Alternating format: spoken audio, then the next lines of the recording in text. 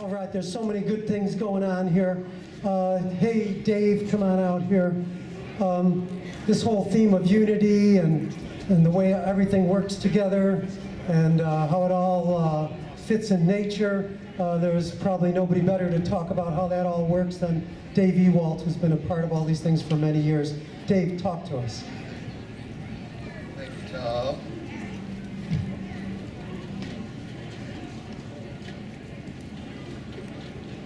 Well, good afternoon, everybody. My name is Dave Ewoldt.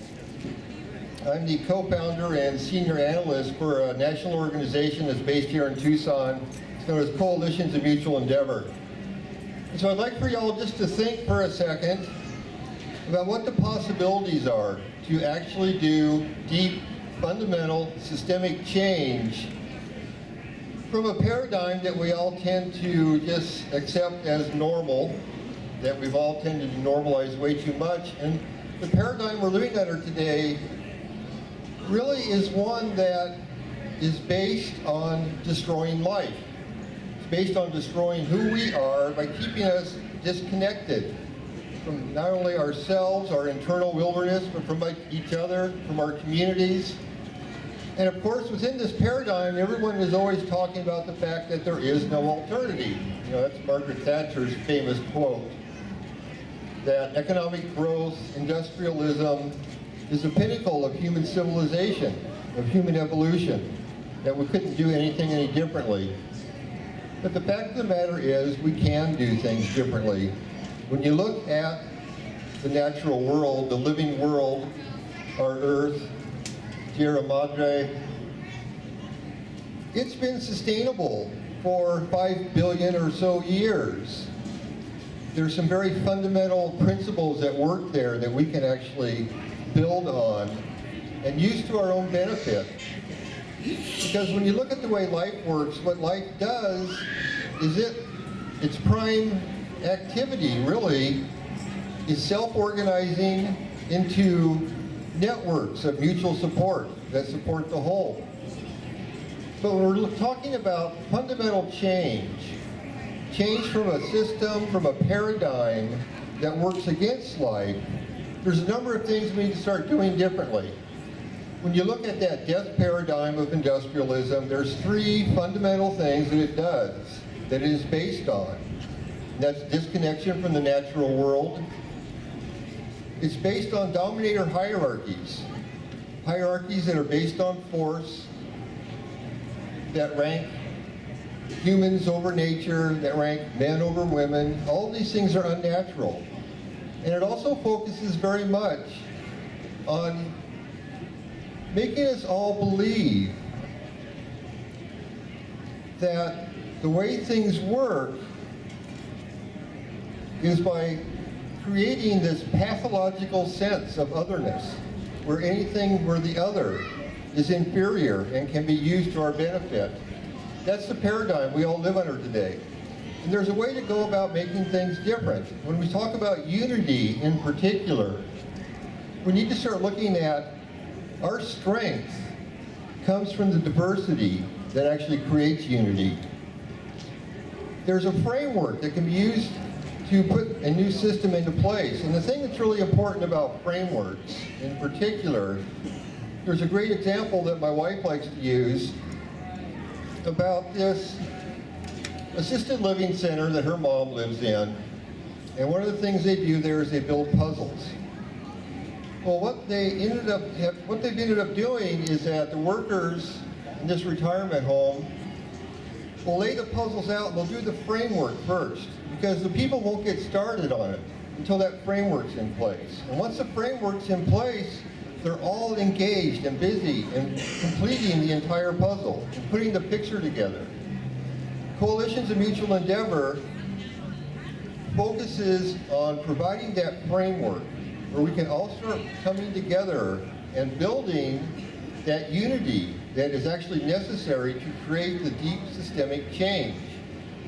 When we start talking about coalitions and we start talking about unity, there's some underlying principles that work in there. One of them is the fact that to build coalitions, to actually create that critical mass, And to create that critical mass, we need to bring all these single issues together. What we need to do is actually focus on what our greatest commonality is. When we take this back to natural systems principles, what we see is that the way life works is through sustainability.